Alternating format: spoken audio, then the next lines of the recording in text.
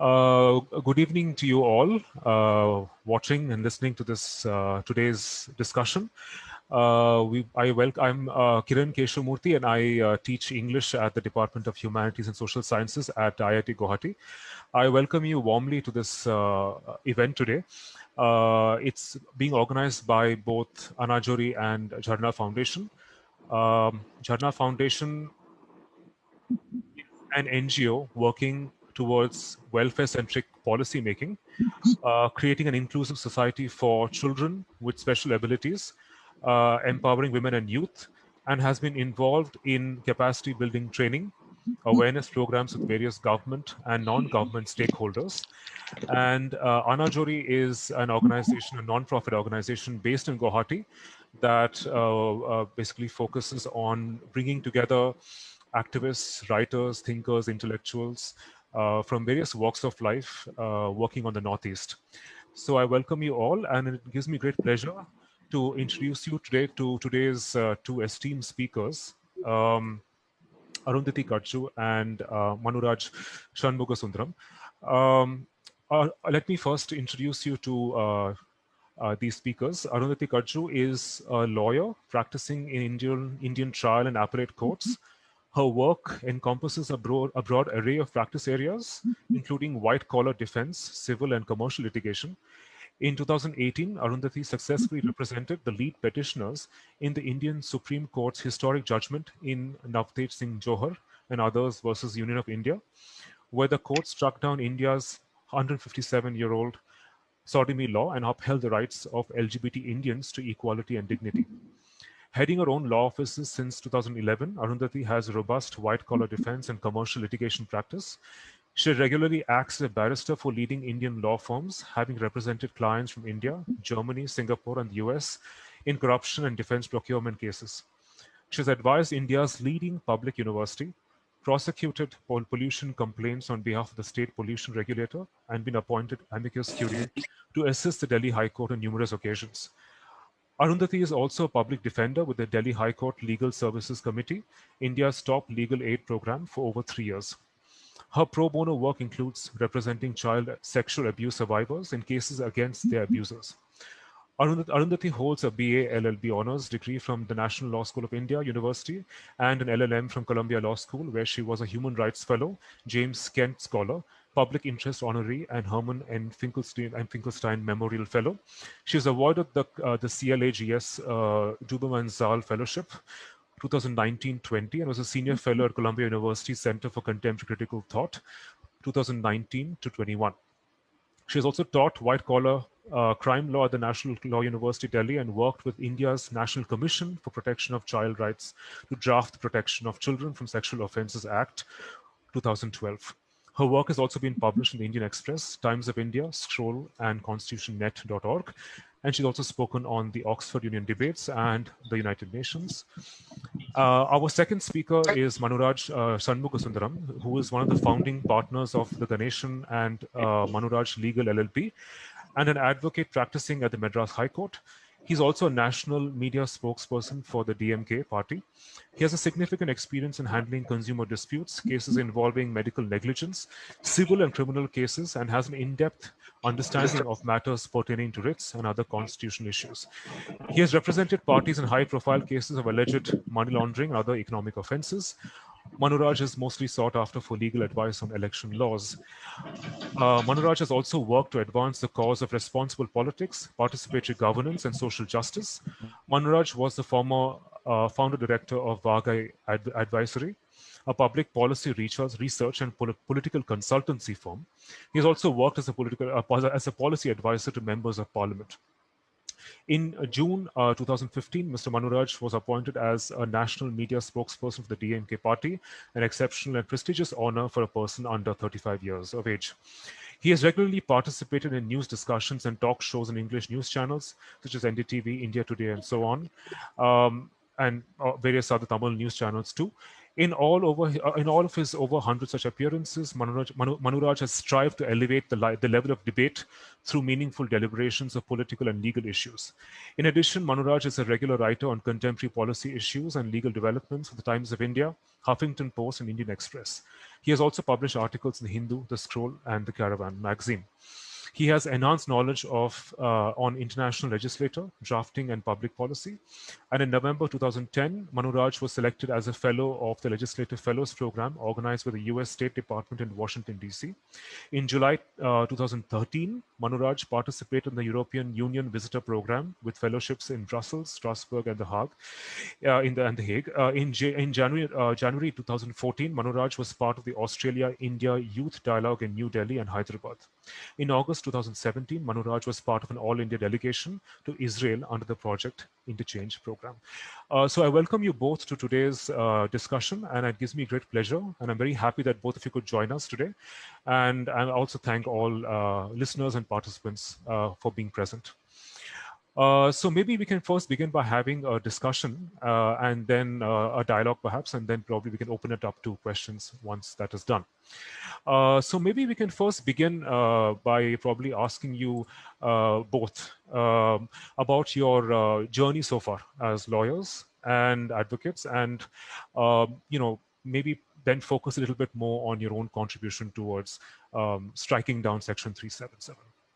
So maybe either of you can go first. Maybe Manuraj, if you like, you could start. Thank you, Dr. Kiran Keshavamurthy, for that very elaborate and judicious introductions. And I wish everyone on this occasion a happy Pride Month. We are still a couple of days in. And at the same time, I do hope that everyone who is watching and listening today are safe and taking good care of their health, considering the circumstances that we currently live in. And most importantly, everyone is getting vaccinated. It is fairly encouraging and quite humbling to see the interest in terms of webinars and events surrounding gender and sexuality over the last month. Of course, it is the Pride Month, but nevertheless, I think there has been this year a greater number of events that have been organized, and I think that in itself is a huge success that we must all take a moment to celebrate. Of course, it is these small successes I think that we rely on, and my journey as a lawyer also I think has been a number of small such successes.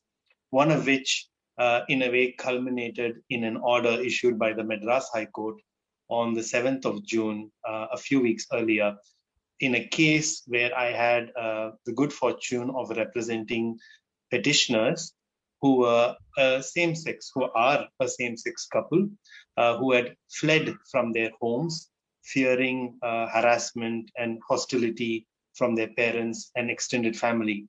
And before I say a few words about how that case and what it has sort of meant to me and the legal fraternity here practicing in and around Chennai, I must acknowledge Arundhati, because she was the person who sort of led the case on to me in a way and requested me to meet with the petitioners. And I think it's also appropriate for me to say that she's been a sort of a guiding force in this particular case. I'm also particularly conscious that when non-queer or cis hetero persons venture into legal issues which are pertaining to LGBTQIA plus community, we need to be particularly careful, sensitive. And this particular case has been a bunch of lessons all throughout. And in a way, one of the first things that struck me about the petitioners when I met them was how they broke very many barriers that I had preconceived in my own mind about a same-sex couple.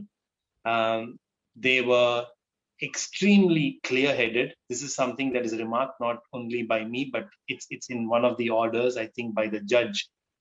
For people who are very young, I mean, my my context is that they are 20 and 22 years old. They were also determined in terms of what they wanted and what they saw for themselves. And all of this in the face of adversity, not just social and economic, but also legal. And I say legal because though the law of the land is very clear that there is no bar, there is no prohibition for same-sex or queer couples to be together, to live together, to be in a domestic relationship together, uh, that's not how society perceives to be. And I must also say that these young women had come from a fairly conservative part of my state in Tamil Nadu. And to beat such odds and to even come and approach a lawyer and seek legal counsel and take matters to the High Court was itself, something that I had not seen ever before. And it was a great experience for me. Beyond that, I cannot speak too much about that case, but I want to mention one thing. This particular order now, which has been fairly well circulated across many websites, it is refreshing on 2 or 3 accounts. Of course, it has great societal implications in terms of the guidelines it issues. It recognizes the grave injustice and ongoing continuous discrimination meted out to same-sex or queer couples or queer persons or the LGBTQIA plus community at large.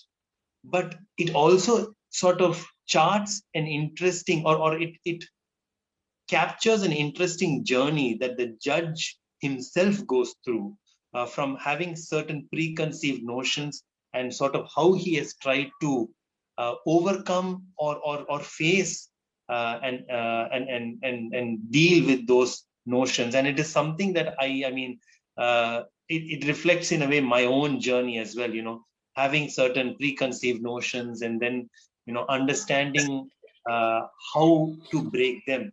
And I hope that, and I feel, and I'm fairly confident that this judgment or this order is not just useful in terms of the guidelines it issues, but I think law students or people who are interested in law, and not just lawyers, when they read an order like that, will understand very many elements of sexual orientation, gender, and the great sort of, I think, what a recent commentator called, and the apology that began with the 2018 Supreme Court case in Navteej Singh Johar, which Arundhati was one of the lead counsels in, and how that apology has now, opened our eyes and opened our sort of legal minds to setting up a more fairer and a more equal and equitable society. And I think that in itself, in a sense, according to me, Navteej Singh Johar, notwithstanding the earlier Nalsa judgment and the Nas Foundation judgment, Navteej Singh Johar was the beginning of a journey for this country towards establishing a more fair and equitable society. And I think this case only builds on that.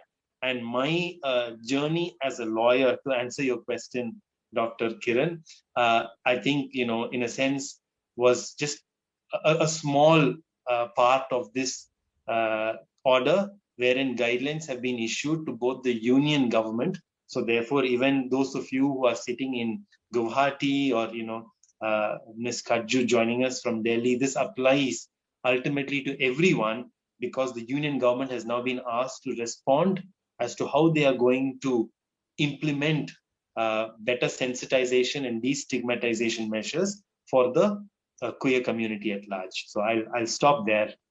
Thank you. Thank you very much. Thank you.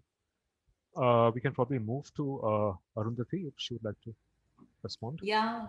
Thank you so much, Kiran. And Manu, thank you for being here. Thank you to everyone who's joining in. I'm so excited about this conversation actually, because I've been following this Madras High Court case with so much interest, and it's really a wonderful judgment.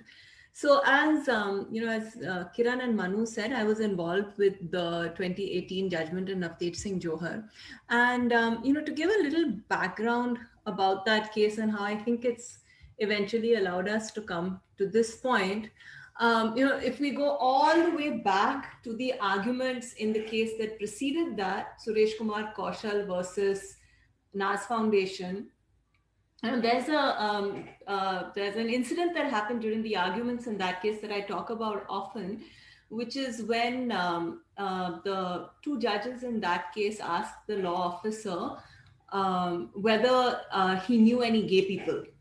And he said that he did not, and the judges said that they didn't.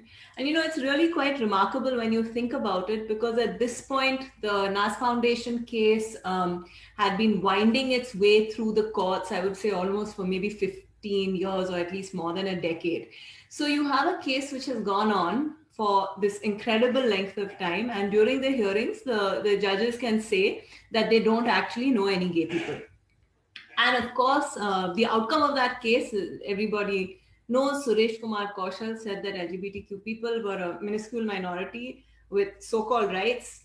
And it said that Section 377 was constitutional, that it did not violate people's rights to equality, to dignity, to privacy, and that the section which said, just to give a little background, said that carnal intercourse against the order of nature would be punished with 10 years imprisonment or imprisonment to life, right? Was good law and could stand on the books.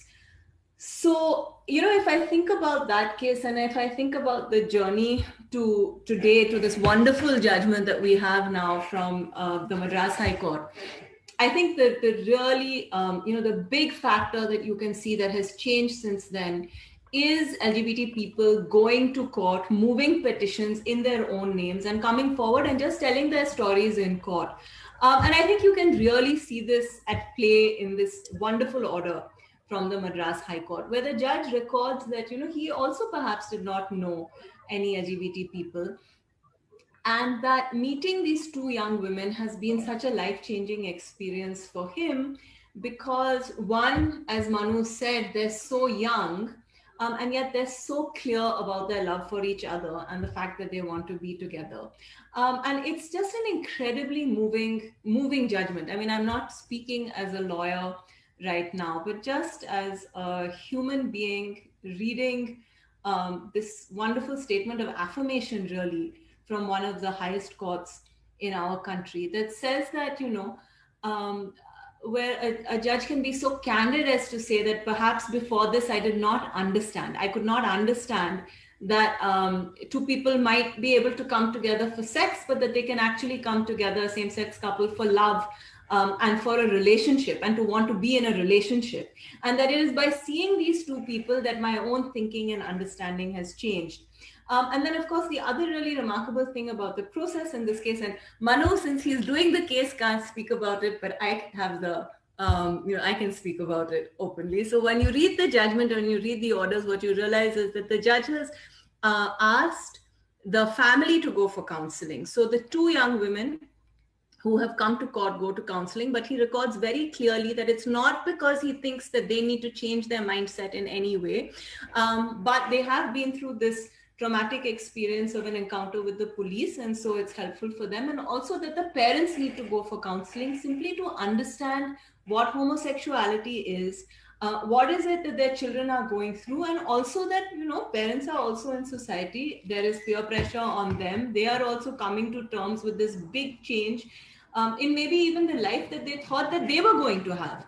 And so he sends the parents for counseling, and then he also goes for psychoeducation himself with a counselor. And I think that is what is so remarkable and humbling about this judgment, that the judge says that my own mind, I needed to be educated on this issue, and so I myself went to a counselor.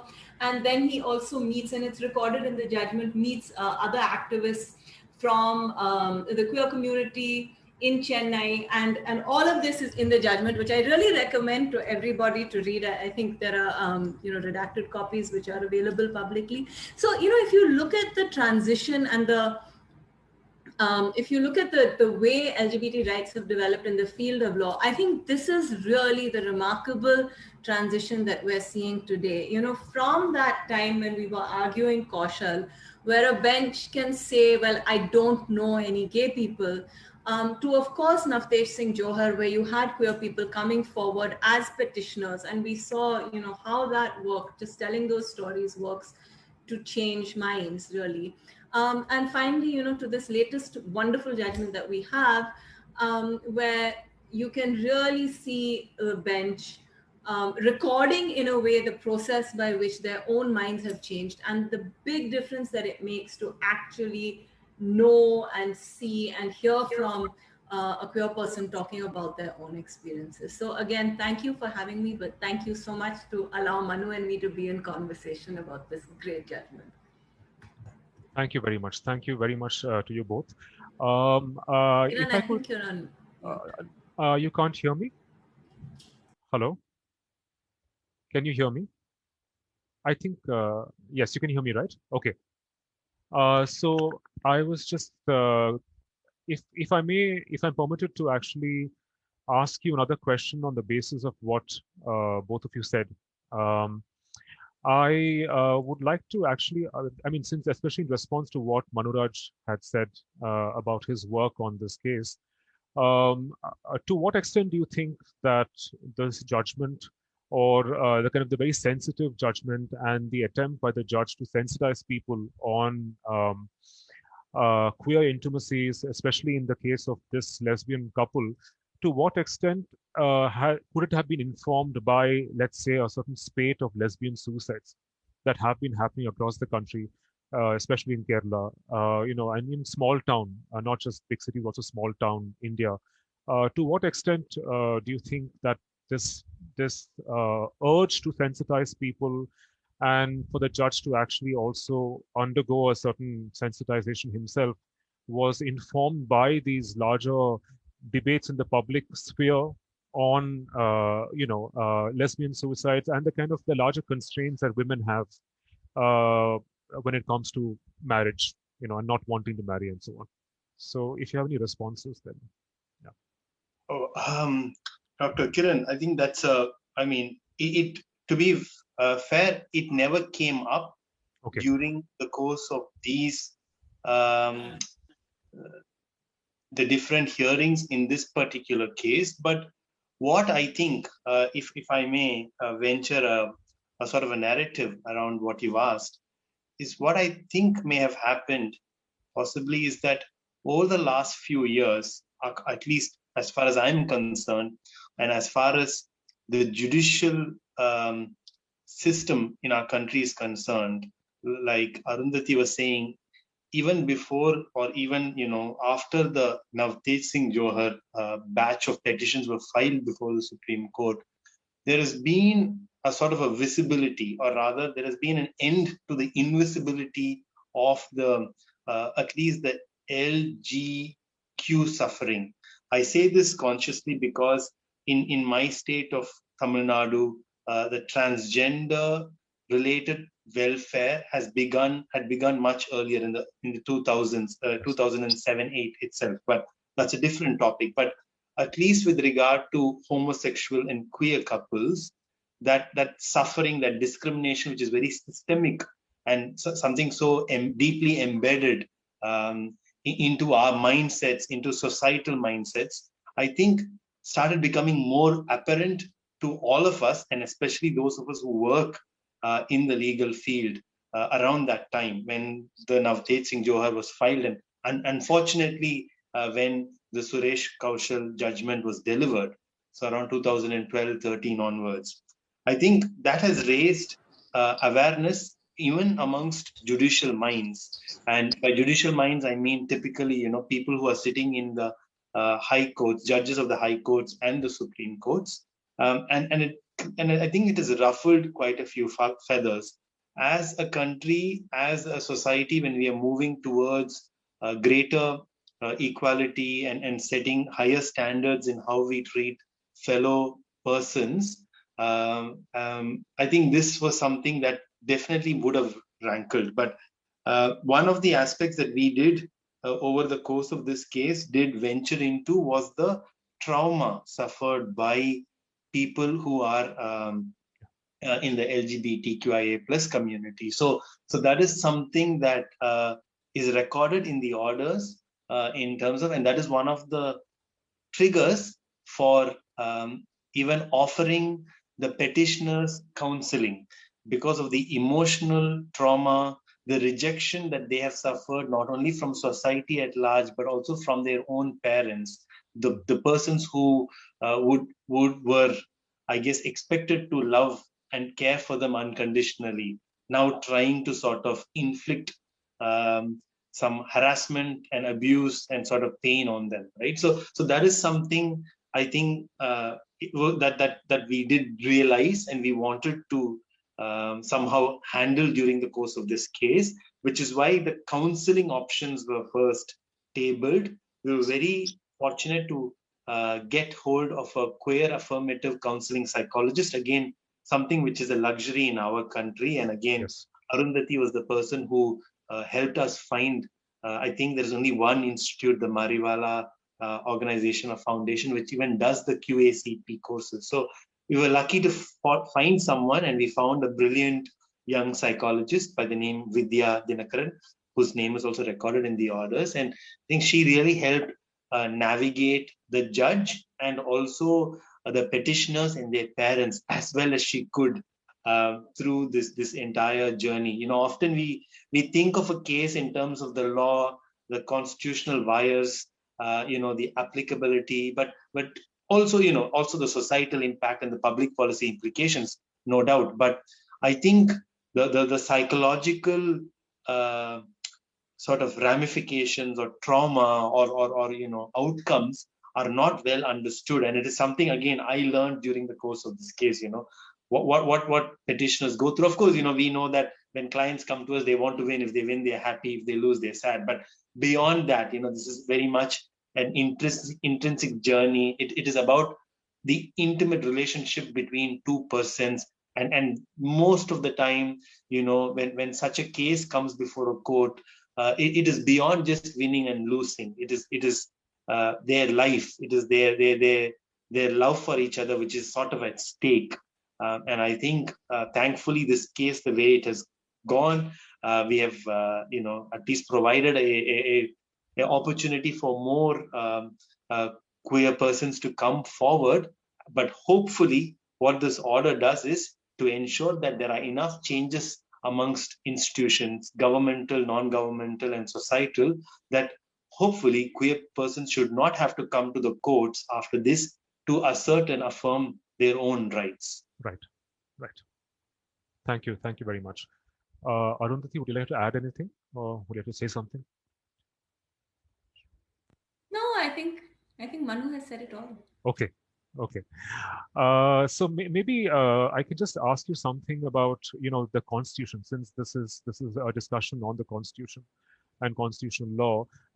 I was I had asked you. I was thinking of actually asking you in terms of the 2018 judgment.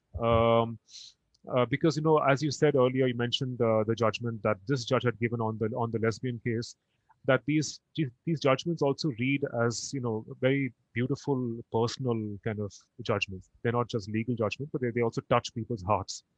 And I have, from what I have read also of the 5 judges in the 2018 case, they all have a certain personal flavor to them. I mean, they have all arrived at a consensus, but they arrive it through their own argumentation, which is not just a legal argument, but it's also, I mean, very intimate, and they have spoken like compassionate humans, right? So I actually would like to kind of ask you again in terms of constitutional law and the Constitution. I mean, because the Constitution also already seems to also already accommodate the rights, the privacy, the integrity, the autonomy of all individuals of all shades, right? And that includes sexual and gender minorities. So, how has the 2018 judgment, in some sense, maybe fine-tuned the Constitution, or added to the Constitution in its judgment? What do you kind of personally think about these 5 judgments, and according to you, what would you think? What would you say is the judgment that resonates the most with you? Right? You may have your own reasons for that. And further follow-up questions would be, I mean, to what extent do you think that the 2018 judgment has, been inclusive of all expressions of gender and sexuality outside the confines of marriage? And what have been the social implications of this judgment on the lives of queer people? How effective do you think it has been? So these are all kind of related questions. I've just clubbed them together, but you can answer them in any order that you like. Yeah, thanks for that. Yes. I think what is, if um, if I look at that trajectory, right, of how we come to Johar, I think there are two things, which is that it was built on the idea that firstly, the Constitution has a vision of a society that is multicultural, that is diverse, that has diverse minorities, whether those are um, religious or ethnic, and that also this is a constitutional text that makes reparations for historical backwardness, and makes reparations. So it doesn't simply it doesn't brush it under under the carpet or ignore it. It's not born at that moment. If you compare it to other constitutions, like say the American Constitution, which has had to do a lot of work in moving forward from the vision that it has of Black people, at the moment of its origin. We have here really a constitution that is making a break from a feudal society to a constitutional democracy, which will, one, protect its minorities, and two, which will lay the framework to overcome historical backwardness and make reparations for caste discrimination, right? So this is really the vision that the Constitution has. And so I think when you look at the Johar judgment, right, of course it's actuated by the fact that you have 377 and this law, and that's how it comes up. But really, the findings are so much broader because it recognizes the rights of the individual under this constitution. It recognizes that the constitution protects minorities, and that it makes reparations. And the thread through which it does that is the thread of choice, right? So it says that the individual has a constitutionally protected right to freedom of choice in the realm of speech and expression, in the realm of what to wear, in the realm of what to eat, in the realm of how to pray, and how to love, right? And so it's really a judgment which is speaking to this moment in which we find ourselves in 2000 in society, right? And that protection of choice is not protecting only queer citizens, but is really protecting all citizens.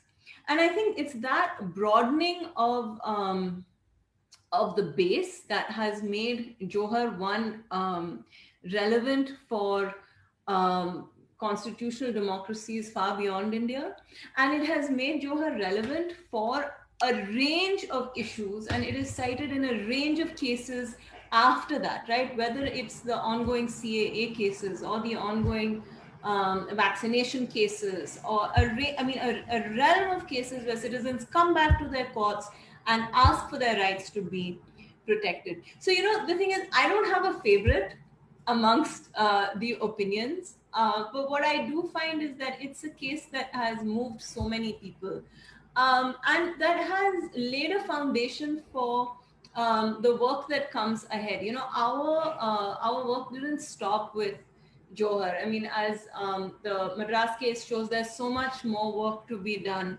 also. But each of those judgments, of course, the judgment is also, and in any case, the way a judgment is written, the reasoning that a court uses is also a reflection of a judge's personal thought processes and their personal philosophies. And I think you see that reflected in all five of the opinions. But what I think has really, made Johar remarkable is the fact that it gives us this foundation move forward, but also that it speaks to so many people. So what you realize when you have cases like the Madras case or like Johar is that judgments have an audience far beyond lawyers and the legal community and legal fraternity, or even legal scholars and constitutional scholars and so on. And I think sometimes as lawyers we tend to forget that, but these are really cases which have gone far beyond the legal sphere to really speak to people and move people. And that is really like a remarkable thing that these cases are able to do. Thank you. Manuraj, would you like to respond? I would like to supplement Yes, Dr. please. Ku. Yes, So, please. Partly building on the, I would say the outcomes in the Navteej Singh Johar case in 2018. I would cite two subsequent cases, and maybe they were also consequent to Navteej Singh Johar. One is what is now commonly known as the Hadia case, where the right to choose a partner was, I know it's been a long time coming for our society at large, but at least we now, I think, have judicial guidance and judicial clarity that we as Indian citizens have a right to choose our own partners. I think that was an important movement forward for young people and old who want to choose their partners across the country. And another little lesser known case, which came from the Madurai bench of the Madras High Court, is Arun Kumar and Shrija versus Inspector General. It's an interesting case, which again builds on both the Hadia case and the Navteej Singh Johar case. The case is of a man and a trans woman who get married according to Hindu customs and law, and go to register their marriage under the Hindu Marriage Act.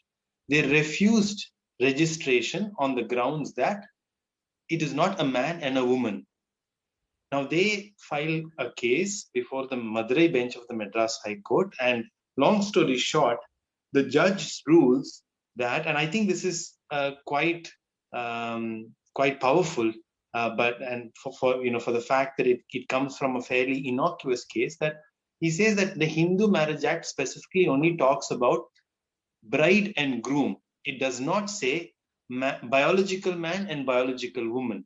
So, of course, he doesn't expand it to all queer marriages done under Hindu law. I concede. But for the first time, according to me, from what I know, a high court, a constitutional court, exercising powers under the writ jurisdiction under Article 226 says that no, you can register a marriage performed under Hindu customs and rites for a man and a person identifying as a woman, so including a trans woman.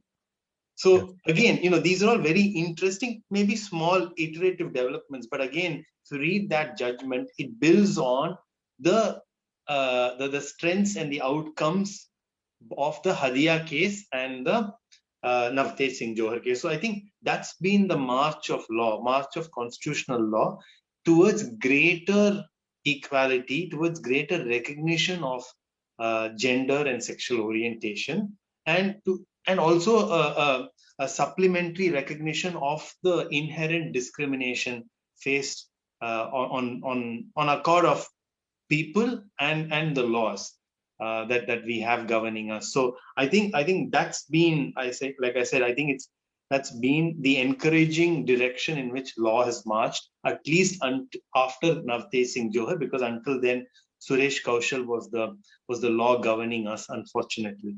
So therefore, I think it definitely means that we have to continue pressing. And though I know Arundhati will be tight-lipped about the marriage case, I see great positives that I think the Delhi High Court has engaged, and I hope that the Delhi High Court will build on all these other precedents, and notwithstanding our international commitments to being in favor of human rights, notwithstanding the international jurisprudence that is built around this, not only by developed countries like the United States, as you saw in 2015 in the Obergefell versus Hodges, but also a country like South Africa, which is not too dissimilar to us in many ways, being part of BRICS and all.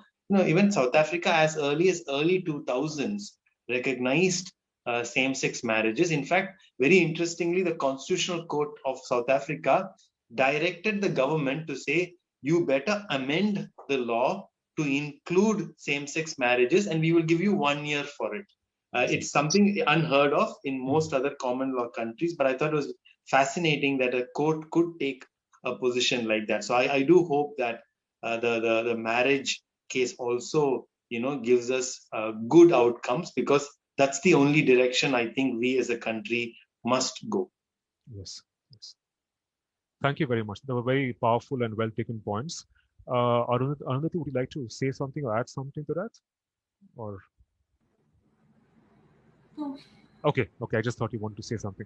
All right. So I just wanted to ask you, since I think Manuraj mentioned earlier that, for example, the Tamil Nadu, the transgender advice and welfare board has been a lot more active for a longer time. So that takes me to the next question, which is that do you see kind of discrepancies or differences between states in terms of their provisions, their laws towards sexually or gender marginalized populations? What could these differences be, and how could they be reconciled? Do they have to be reconciled? Do they have to be, further laws instituted to actually, erase these differences, especially if they're causing discrimination or if certain states are way behind other states? Manuraj is correct in saying that Tamil Nadu has had various protections for trans persons going back, I would say 15 years or possibly almost 2 decades. And of course, in terms of social and realities across the country, there are different, people find themselves in different positions, as they do on so many markers, whether it's with respect to gender or economics or ethnicity, caste, and so on. We are really, there's so much disparity that we're actually seeing at play right now. Legally, of course, we have a unified federal legal system, in that judgments which are passed by high courts go up to the Supreme Court, and then if they are approved by the Supreme Court, then they become the law for other states. Though a judgment passed in one state might persuade another high court to take it on board and to decide the law in a similar fashion. But what I think we're also seeing on questions of LGBT rights is that after Johar, in the last 2.5 years now, you have couples who have gone to high courts across the country asking for protection. So the first thing is that this is often not individuals approaching courts, but couples approaching courts. So just as interfaith couples or intercaste couples approach courts asking for protection when there is familial or social opposition to their relationships, similarly LGBTQ couples have been going to court, and by and large courts have protected them. So there are judgments today, of course, of the Madras High Court, but also UP, I believe, Punjab, Haryana, Delhi, and so on. A number of high courts where LGBTQ couples have gone to court asking for protection. So what I think you do see today is a sort of emerging judicial consensus after Johar that couples who approach courts for protection and for police protection when they are being harassed or targeted by their families are entitled to the same kind of protection as interfaith or intercaste couples. And by and large, across the country, those judgments have emerged fairly uniformly. So I think, within the legal sphere, of course, there are these differences. There are some areas of law that fall within the seventh schedule. In the third list, which means that in terms of the federal structure, there can be legislation by both the state and the center. Um, but so there are all these variations, of course, both socially and legally. But I think if we look at how courts have been responding, it really is cause to be optimistic. Thank you very much. Manuraj, would you like to say something? Or Just on the point of trans persons, yes, yes. much of, I mean, well, I want to sort of claim a little bit of credit for something, that my state has done quite well, according to me, which is that, Tamil Nadu has always believed in politics around social justice. And by and large, the most axiomatic principle of the Dravidian movement, from which the two major political parties in Tamil Nadu draw ideological inspiration from, is the self-respect movement. It is to ensure that every person is treated equally and with the same amount of dignity as you would treat yourself, and the person also must treat themselves in that manner so as to not consider themselves to be subordinate to anybody else. So those, I would say, basic principles of self-respect and equality have by and large dominated. So therefore, I feel that, to some extent, Tamil Nadu has been much more open to setting up a transgender welfare board, which it did in 2007 or 8, where we had representatives from the trans community to come and help the government or advise or guide the government in terms of the policies we could set up. I mean, these are not vote appeasement, right? Because the population is quite small, and it's not something that you're going to get a great vote share from. So this is not an electoral strategy, but I think something that we as political parties feel that this is the core of the principles that we believe in, and that principles of equality and self-respect. And therefore, I think, again, I'm delighted that from the Madras High Court, the case that I said just a short while earlier, Arun Kumar Srija, where a man and a trans woman were allowed to have their marriage registered. And similarly, the present orders in the same-sex couple protection case. I think all of this reflects also, I think, the kind of sort of prevailing social principles or ideological directions that that society at large, has also participated in, and as society at large also believes in. So I think that is something I would like to claim credit for. And again, this month or a month ago, when the incumbent government in Tamil Nadu, they announced a policy where they said all public state-run transportation, so for buses, would be free for women. Immediately, there was a request from the trans community for it also be considered for the trans community, and within 3 days, that policy was amended to include the trans community. Why I'm saying this is, I think there's a constant now recognition that we have to include other forms of gender, and we cannot only be thinking about in binary terms. And I think, again, that's something that has now become or starting to seep into policy making at some level. I concede there is still a lot of ground to be covered, but I think it is starting to seep into the highest levels, because this policy was announced by the chief minister himself. So therefore, there is recognition that there is much ground to be covered, and I hope that we will be able to, as a state, as well as we look forward to working with the judiciary also. Thank you very much. Thank you very much for your well argued points. I would just again like to just ask Actually, can I just ask add? you as a follow-up question to that response. Can I just Yes, add please. Yes, please. to what Manu was Yes. saying? So if you look Yes. at again, as he mentioned, the self-respect movement. Um, in Tamil Nadu. So one of the offshoots of that was also to incorporate self-respect marriages into the Hindu Marriage Act in Tamil Nadu, right? Which is so. So as I said, the issue of marriage does fall within the third list, and so it can be legislated by both states and the center. And one of the amendments which was made there was to allow for marriages without saptapadi, with an exchange of rings. Of course, Manu will know much better than me. So again, just to say that I do think again that all these rights therefore are very deeply connected. Whether it is looking at, well, how do we think about marriage then, right? Can we think about expanding marriage or thinking about marriage differently? And when it comes to LGBT couples, it draws from our experience of interfaith marriages, of intercaste marriages, of self-respect marriages, and so on, which I think have been incorporated into law now almost for half a century or perhaps more.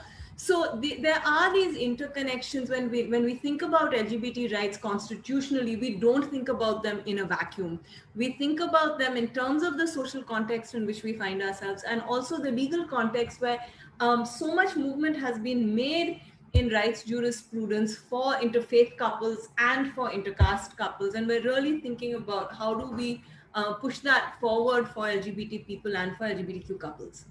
Yes, exactly. I was just thinking about, to what extent can we actually expand the self-respect marriage or even marriages under the Uniform Civil Code to actually include queer people. I just wanted to ask you a follow-up question, which is about the Transgender Act and about, your opinions about the act. I mean, do you think that it is a sensitive and inclusive act, or do you think that there are problems and challenges that need to be addressed in terms of various issues, in terms of rehabilitating abandoned transgender people, sex reassignment surgeries, health issues, getting certificates of identity, and so on? So largely, what's your opinion on the act, and how far do you think it has been effective in terms of its implementation? I think the act is already under challenge before the Supreme Court. Yes. And for exactly the kind of reasons that you hint at, that you had NALSA, which was a very broad and expansive judgment protecting transgender rights, which said that trans people have to be recognized in the gender of their choice, that gender is a form of self-expression. And so it did not link change, that affirmation of gender to sex reassignment surgery or any kind of medical processes. And then, of course, the other very big part of the judgment was that it said that since it had a finding of historical discrimination and historical backwardness amongst the trans community, it therefore also said that we must have that classic remedy, which of course the Constitution provides, which is reservation and directed reservation in public employment and public education. And on both these counts, the Transgender Act falls short. So, one, of course, there's no mention right now of, any kind of reservation and policies for protection in education or employment. But secondly, that the process of changing one's gender has been made contingent on going through sex reassignment surgery and then getting a certificate and making an application to the relevant government authorities and so on, which is really very far from the Supreme Court mandate of recognizing a person in the gender of their choice. So, I mean, the case is up now. The cases have been filed and will eventually be argued before the Supreme Court. But I think, even on these two very simple points, the act really falls short of what NALSA had imagined. Thank you very much. Thank you. Manuraj, would you like to say something? Uh, yeah, at the risk of again, trying to claim this for Tamil Nadu, Yes. in 2015, if I remember correctly, the member of parliament in Rajya Sabha for DMK, Tirchi Shiva, he introduced a private member bill. And typically, private member bills have very, very low success rates. I think we've passed two prior to that in the history of independent India. And much to, everyone's disbelief, he persisted and ensured that probably the second or third ever private member bill to be passed in the Rajya Sabha was on the rights of the transgender. I think he called it the rights of transgender persons bill.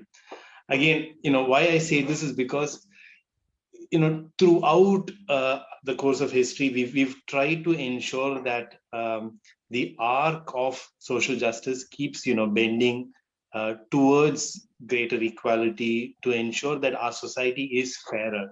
And I think that was one of the points which sort of really provoked the then fairly newish government, about a year and a half old BJP NDA government, then to come back and introduce a bill. Of course, it falls, I think, woefully short of what it should be. Whether you assess it on the benchmark of Tirchi Shiva's bill or on the benchmark set by the NALSA judgment.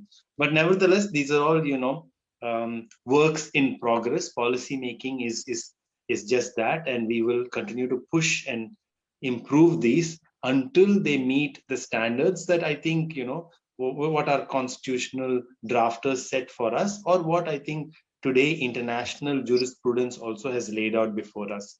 But nothing further than that. Thank you. Thank you. Thank you very much. So now we can just turn to the questions from the audience. I have some questions in the chat box that I will now pose to both of you. The first couple of questions is by Praveen Shivashankar, who asks, how much harder would it be within the Indian legal context to legalize same-sex marriages? And the second question is, what were the significant challenges that the petitioners had or faced while navigating the legal system, since the fight for LGBTQIA+ rights has been going on for over a decade? So, yes, either of you could answer or respond. Yeah, Yes. I'll just take that. So I don't want to speak too much about marriage because the Yes. case is coming up on the 6th of July for arguments. It's sub judice, and we're also Yes. Yes. very close to the hearings. As for challenges which petitioners face, I think one aspect which we found when we filed Nafte Johar was that it was actually very difficult for people, to step forward and be petitioners, because there was a declaration of criminality actually that people were making, that I am a criminal, I am gay. Yes. And we had a criminal law in force, and not just a criminal law which was part of the IPC and so on, but really a criminal law which had been upheld by the Supreme Court only 2 years ago. So there were many people who refused to act as petitioners at that time, and who declined, and I can understand. I mean, it wasn't an easy decision, but I will say that the petitioners who finally came forward, Nafte Johar, Sunil Mehra, Ritu, Aisha, and Aman, one thing about all of them was that they just said yes. Aman wanted some time to speak to his daughter, who was a teenager at that time, but the rest of them just said, yes, I'm going to do it. And so, it is a very difficult decision, right? I mean, like the young women who Manuraj represents, I mean, nobody wants to be going to court. Nobody wants to be in that situation where you're taking on the police and you're taking on the state, and especially that you're taking on your family. I mean, that, your parents are not supporting you, and you're having to fight with them, and in such a public way. I mean, I think it's that process itself is really traumatic, because, like Manu said, we look to our parents at every age. I mean, I'd say even at this age, right? We look to our parents for support, And that support means a lot for our relationships. Yes. I mean, that's the thing, right? That the respect that our relationships get, the support that they get from our families, our parents, our society, does so much to nurture and support our relationships. And Yes. really having to go to court is at the other end of that spectrum.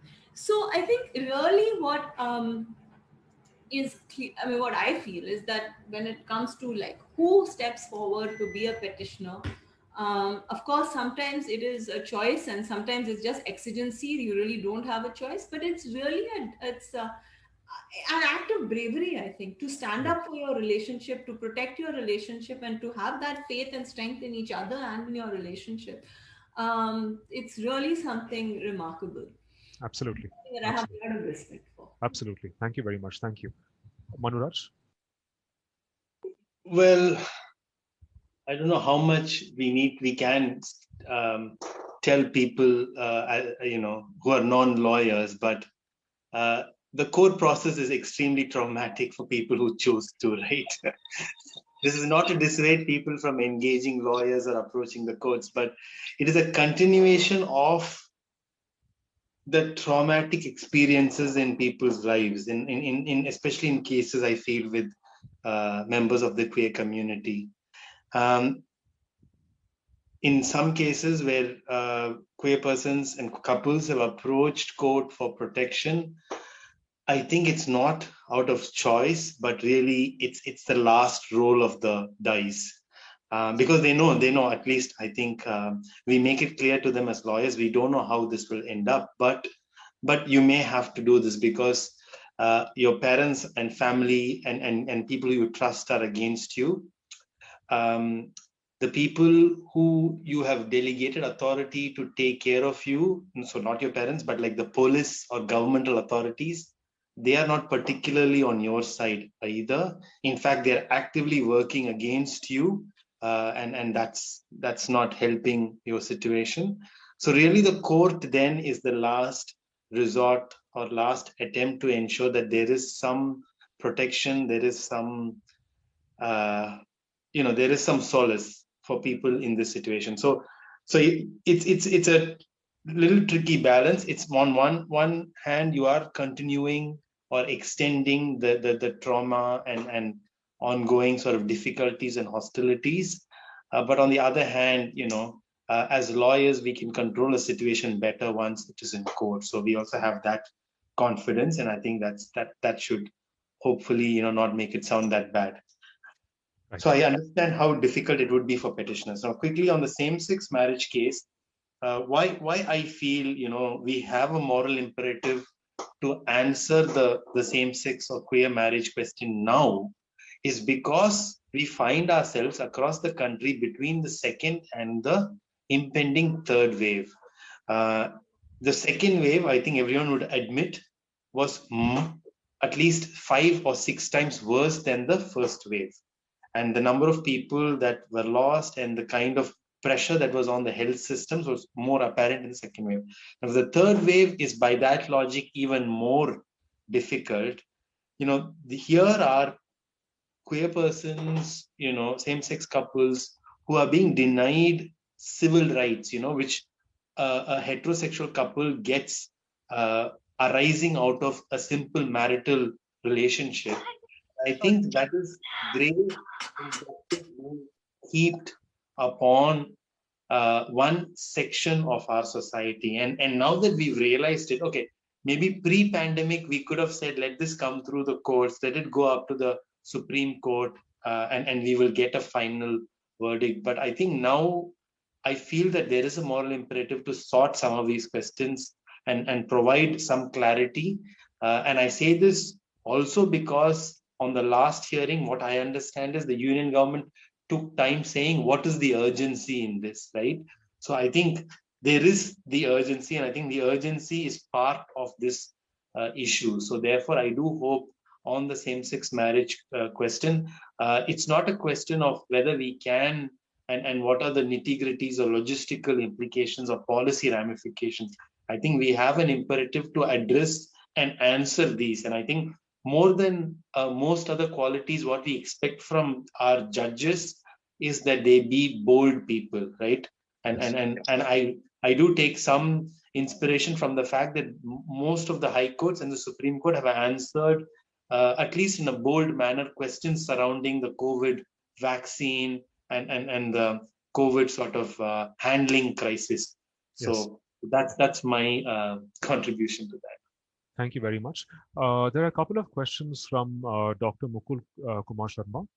He asks, how can queer-friendly NGOs, what role do you think queer-friendly NGOs can play in expediting, I mean, he's talking about the legalization of same-sex marriage, but maybe you could also broaden that question to mean largely how to make this society more queer friendly, right? So what role do you think NGOs can play in this aspect?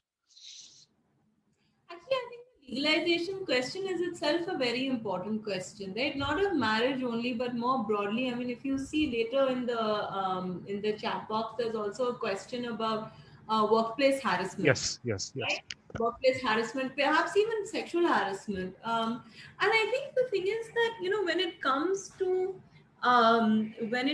to the kind of change that we want to see, we must be active on all fronts, right? So I would say that if a NGO like Anaajoree is like concerned with these issues, then of course, yes, conversations like this, highlighting the issue, creating a conversation is very important. But also go back to your MPs and MLAs, and agitate these issues and raise them politically, uh, Yes. as much as we raise them socially. Because ultimately I think that for all groups and communities, a change has happened when we are proactive on all fronts, Yes. right? And really, for NGOs to not cede space politically with an engagement in the political sphere is also very important, right? So change will happen through the courts, change will happen through social change.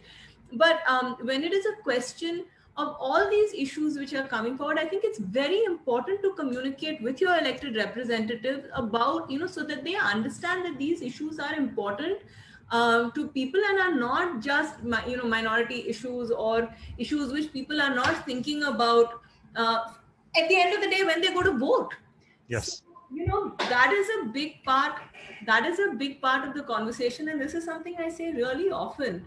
That political engagement is really necessary, not just social engagement for organizations like this. I mean, there's a lot of work that's been done on social movement theory, and on the feminist movement and how organizations have changed from the 70s and 80s, women's organizations, from being deeply embedded within political parties to now being a kind of autonomous women's movement and so on. So I think political engagement is really important, and that is where organizations used to be. And I think it's an important time for that kind of engagement to continue to happen, whether it is issues like CAA, whether it is issues of LGBT rights or other issues. But this is really the time where political mobilization and political engagement is very important.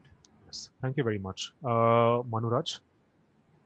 I don't have anything to add to what Okay. Arun said about political mobilization, but I do want to make one very brief point, Dr. Kiran, if you let me, which is Yes, that please. I think NGOs and civil society organizations must first realize that they're doing a lot. They are. I often find them very disgruntled or unhappy, and very fairly so, because the change, well, the pace of change is very slow and frustratingly slow sometimes. But I can tell you, I could not have argued this present case if not for an organization called TCVC, which gives shelter in Chennai to women and queer persons requiring a safe shelter space, right? The fact that I could, when the women had to be rescued from the police station, there was a place I could, leave them, and they're happy and safe and well taken care of there. I think that's a huge boost, and it frees up my mind as a lawyer to focus on the legal issues and what I can best get out of the case. So Yes. I just want people who are maybe part of NGOs or civil society here to know that they are doing enough. They are doing Yes. plenty, but it Yes. is just to sort of keep plodding on. Yes. Thank you. I think I just forgot to read the second question, but I think you can all read it, which is again by Mukul Sharma, which is on workplace harassment, non-sexual harassment, which doesn't seem to fall under any penal law in India. And queer service holders who come out or who are out usually face that kind of harassment. Um, all right. Um, are there any questions from the audience? If you would like to raise your hand, you can ask your questions, maybe a few more questions, since we've already been talking for more than an hour and a half. Yeah. Yes, there's one question from Sangeet Kumar, which is, I wonder how someone in public service can contribute to the betterment of the queer community, especially when the conduct rules strictly advocate being on the same page with that of the general policy of the government. So, any responses?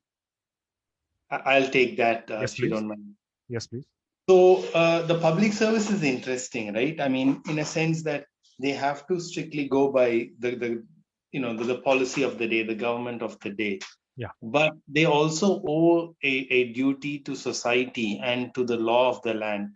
They must. What I always tell people who work in government is they are not governed by the men and women in position, but they're governed by the rule of law. So the rule of law is very clear. The law of the land is very clear, which is that there is no bar to being in a same-sex relationship. There is no bar to choosing a partner of your own choice. There is no bar for a man and a trans woman from registering their marriage under Hindu Marriage Act. And if you go by the order of the Madras High Court, there are extensive guidelines as to what different institutions must do to destigmatize, to sensitize, and to not discriminate. So therefore, you do not have to worry if you're a public servant. Policy is changing slowly, but definitely in favor of equality. So therefore, I mean, if your concern is that I'm part of a BJP ruled state or a state where civil liberties are restricted, then I think that is only a perception. You are still safeguarded by the law. It might sound a bit foolhardy, but I say this with some confidence, having taken on the government, before the High Court. So I think you're safe if you're looking for some support. If you always need any legal assistance, you can reach out to a lawyer. Thank you very much. Arundhati, would you like to add something or say something to this? Anything further? I think Manuraj's last sentence All right. reiterate, which is that I if you're see. in need of assistance, Right. if you're in need of assistance over a specific issue, because I also saw the question as being, of course, one in terms of providing service and doing your duty as a public servant, but also in terms of the legal regime within which public servants operate when it comes to conduct rules, but also benefits, pension and so on, which are Yes. of course available to married couples but not to unmarried couples. So if you need legal assistance, reach out to a lawyer. Thank you very much. Namrata, you may ask the question now briefly. Yeah, hi, thank you. I was just typing out. So my question is moving away from, the discussion around same-sex marriage. I think that's really been in the news, and for non-lawyers like us, we do have some idea of the developments that has been happening. But to my understanding, I think two other issues which become very, very significant when we discuss, issues of LGBTQ population is what are the developments in terms of rape laws and inheritance laws? I mean, I do not know what's going on at the central or the state levels to include, LGBTQ population, because I think unless there are changes in these two basic areas in our country, I don't think, inclusion can be availed to the level at which we would like to see it happen. Thank you. Your responses? Yeah, I mean, you're right. These are the big issues. So I don't want to get into a detailed discussion right now on rape law or on inheritance law and how it works in different areas, and also as a personal law, inheritance can also be a little more complex. But yeah, I mean, the reality is that there are so many areas of law that affect LGBTQ people. Again, whether it's workplace harassment, whether it's physical violence, whether it's intimate partner violence or inheritance and so on. And ultimately, all these areas need to be addressed. So yeah, there are I think there are many such areas which will all have to change for LGBT people to be able to lead full lives as full citizens.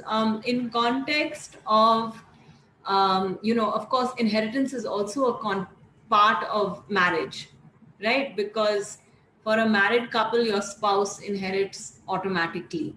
But there are also questions of, LGBT people with their chosen families or being ostracized from their biological families. And so how do you deal with those questions there? But definitely there are a range of issues that continue to need to be addressed.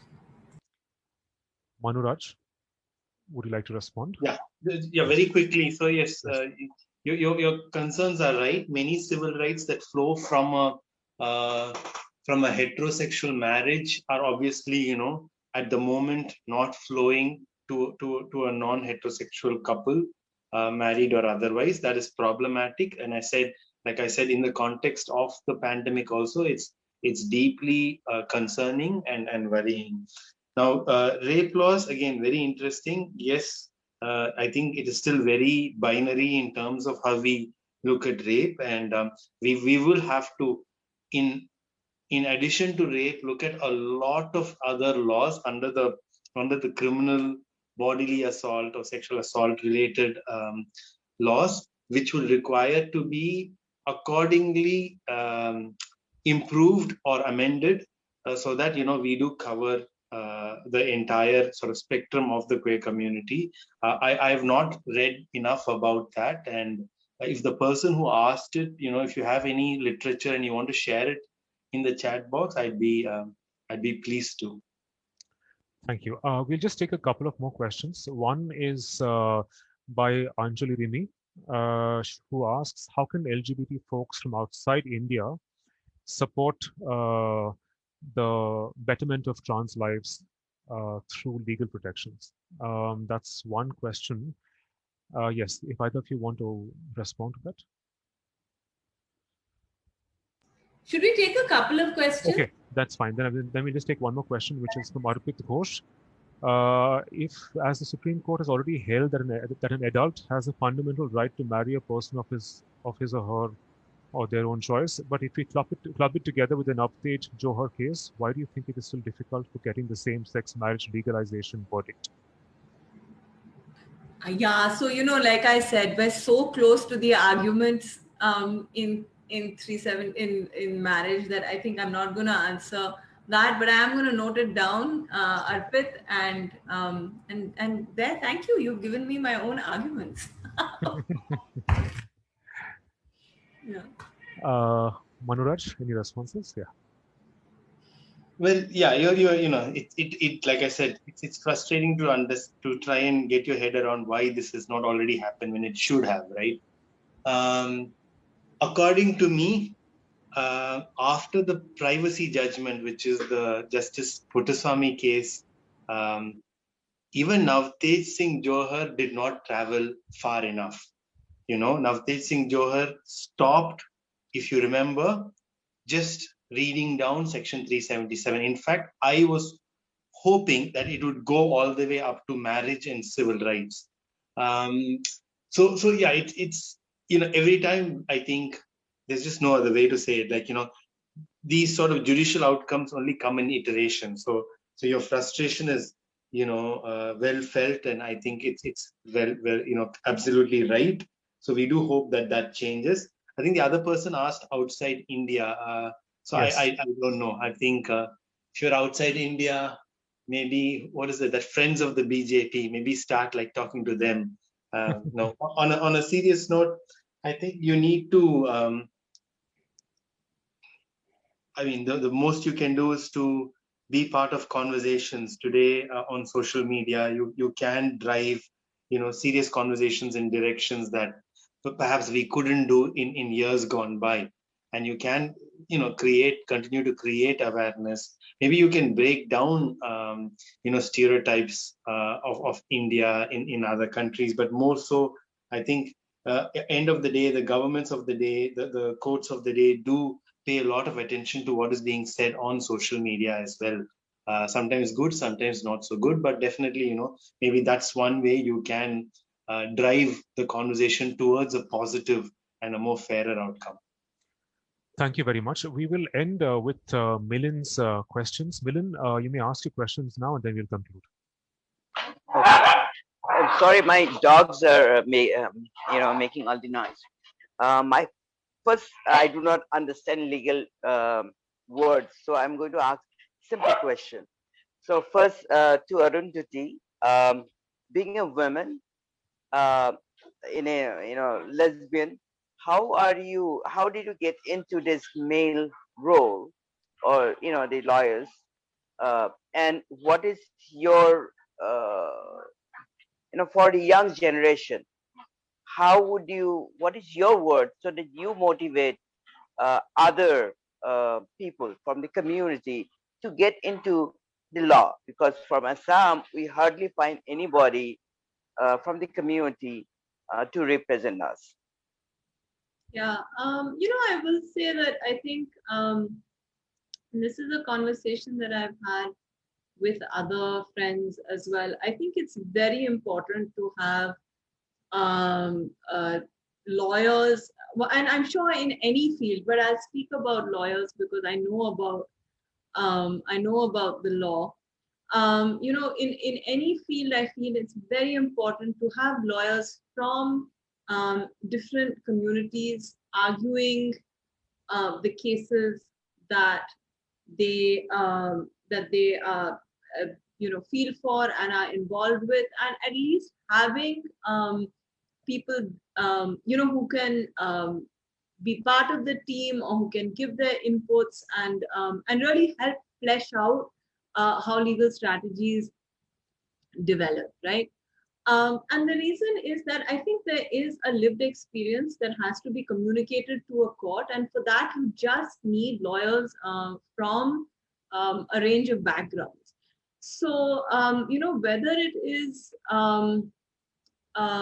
in the NRC cases or in other cases that have deeply affected Assam that are now before the Supreme Court, or other cases from all over the country, I think it really, when you have a break between the communities which are being represented and who is arguing on behalf of those communities and how do they argue, it really is important for people to understand the reality of the life that one is trying to argue for. And I think actually that's why Manu did such a wonderful job. I mean, we won't get into the details of what happened during the case and so on, but it was really to be a passionate advocate for these two young women and to really be able to explain to the court, what it was that they were going through, and then also to have that in conjunction with the fact that they were there, the petitioners themselves were there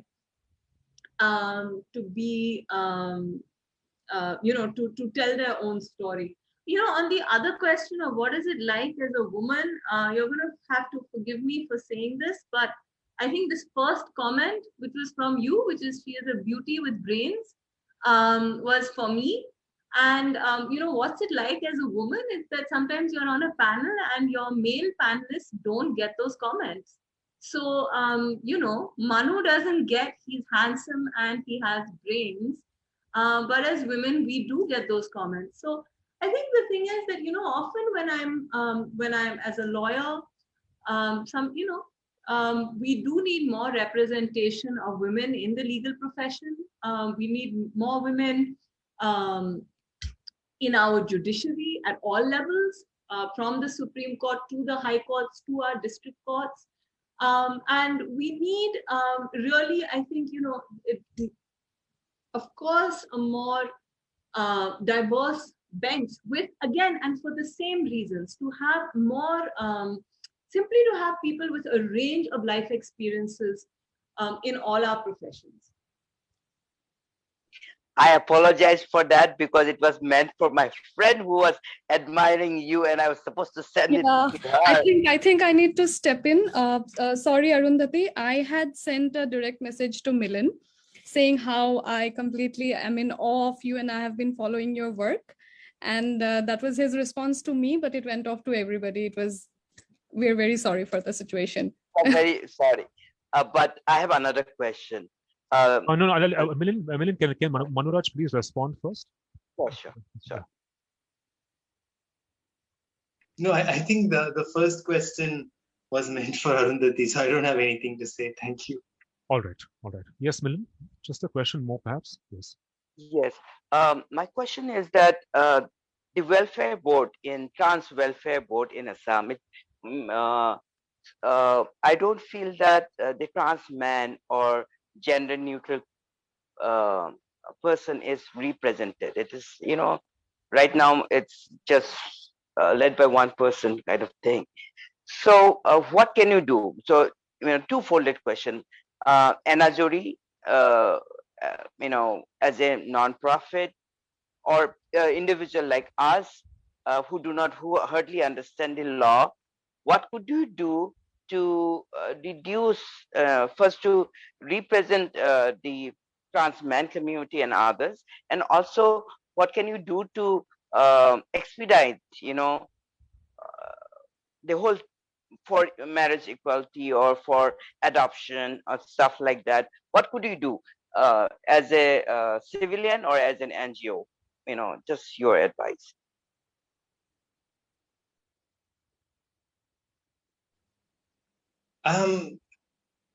So with regard to the greater representation on the transgender welfare board, I would say you would have to petition the government.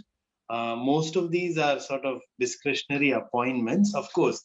Now, if there was no trans person representation, then that's one thing. But if you think there is not enough representation, then it is something that is arguable. So you must put political pressure, which is something Arundhati had articulated quite well before me.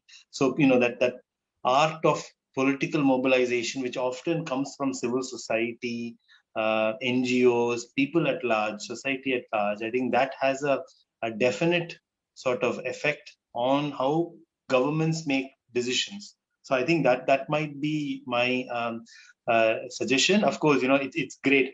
I'm glad to hear that Assam does have a transgender welfare board. I do not know if every state does, and I think that sometimes it's important that we celebrate the small wins and then build on those. I know in the state of Tamil Nadu we have a transgender welfare board, but we are now trying to see whether it can be expanded to the LGBTQ community as well. So something more diverse, right? So I appreciate your concern, Milind, and I understand, but you may have to work with the specific minister and bureaucrats ultimately to help them understand, because they may just come with a very basic notion of what transgender or trans person representation is. So it's very important. I can also say one more thing, which is, again, the way words are used, we're still trying to help our policymakers understand the right usage of words. Something in 2008-9 happened in Tamil Nadu. I mean, Tamil Nadu officially replaced disabled with the word differently abled, and now even with transgender in Tamil, it's often referred to as third gender. Though initially in 2009-10 that was okay when it first came about. Now I think the trans community is quite are sort of moving to make sure that it is no longer the third, in Tamil, it does not say third gender, but says, transgender, and a more sort of fairer term for that. So I think that would be my advice to you. And with regard to NGOs and civil society, my advice is the same. You can raise significant amount of, trouble and difficulty for governments and powers that be through social media, through going door to door. I would not recommend it under the present COVID pandemic norms, but nevertheless, you get the idea. I've seen when I was in my younger days, when I used to work in policy and in parliament, I saw a lot of people coming and talking to parliamentarians about climate change or food security. But I've not seen enough about that, as Arundhati also pointed out. Talking to our parliamentarians, the younger parliamentarians, the more those who believe in greater gender equality, how you can, if you can help them understand through your own elected MLAs, MPs in Assam, all the way through to the rest of the country, I think that would be a very significant contribution as well. Thank you. Do you have anything more to say, Arundhati? Any last words from you? Okay. So then let us just wrap up our discussion with these words. And I'd like to thank both Arundhati Katju and Manuraj Shunmugasundaram for sparing their precious 2 hours in the midst of their very busy schedules. And despite all the last minute hiccups, thank you very much for being here and for this very rich and enlightening discussion. I'd like to also thank the audience for your fantastic questions and for your participation. Thank you very much. Thank you all. Thank you. Thank you. This was a really nice conversation. Thanks so much. Thanks a lot. Thank you very much. Thank you, Dr. Kiran, for moderating it so seamlessly. Thank you very much. Thank you. Thank you. Bye-bye.